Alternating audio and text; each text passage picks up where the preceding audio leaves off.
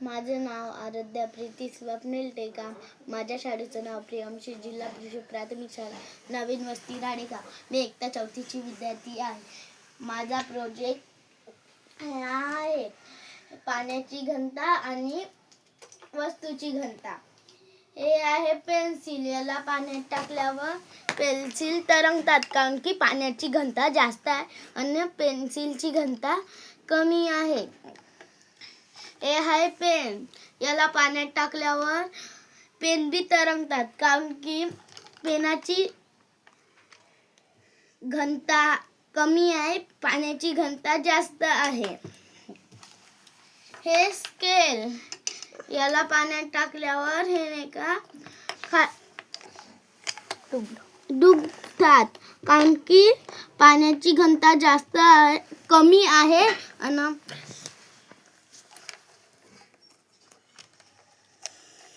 स्केलची घनता जास्त आहे.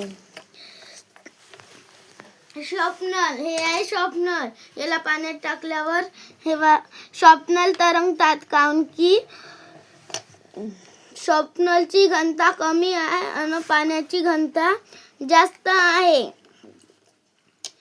हे आहे स्केच पेन. याला पाण्यात टाकल्यावर हे तरंगतात, कारण की पाण्याची घनता जास्त आहे आणि स्केच पेनची घनता कमी आहे. हे आहे ग्लूची बॉटल. याला पाण्यात टाकल्यावर हे तरंगतात, कारण की पाण्याची घनता जास्त आहे आणि ग्लूची घनता कमी आहे.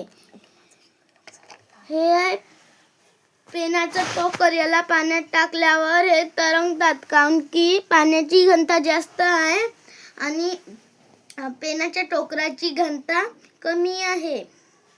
हे आहे स्केचपेनच्या झाकण. स्केचपेनचं झाकण. याला पाण्यात टाकल्यावर हे तरंगतात, कारण की पाण्याची घनता जास्त आहे, स्केचपेनच्या टोकराची घनता कमी आहे.